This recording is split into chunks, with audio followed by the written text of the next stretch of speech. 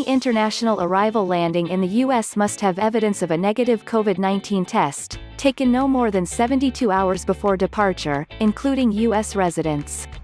In addition, there are reports that President Biden is deciding whether to bring in the same mandatory tests for domestic flights, a move that has met with numerous objections from people in the travel industry.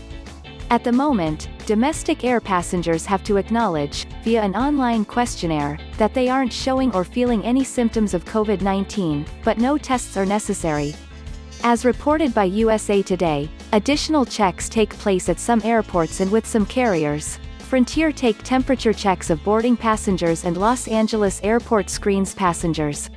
However, with infection rates of COVID-19 at seriously high levels and new variants of the virus increasing transmission through communities, the Biden administration is considering any and all measures to slow the speed and spread of the virus.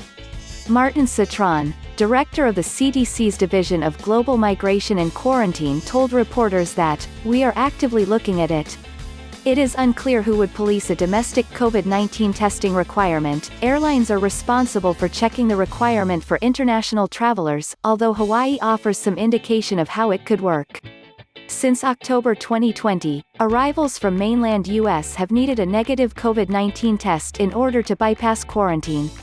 The travel industry was quick to respond, as reported by CNBC.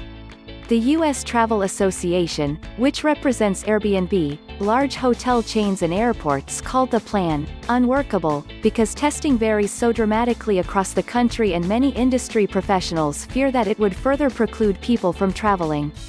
CEO Gary Kelly of Southwest Airlines said, "Why pick on air travel, and not demand a negative test before people visit the grocery store, the restaurant or a sports event?" However, airline analyst, Savanthi Syth believes that on the plus side, whilst demand for domestic travel might decrease in the short term, a requirement for testing on domestic flights might convince more Americans to get vaccinated in the longer term.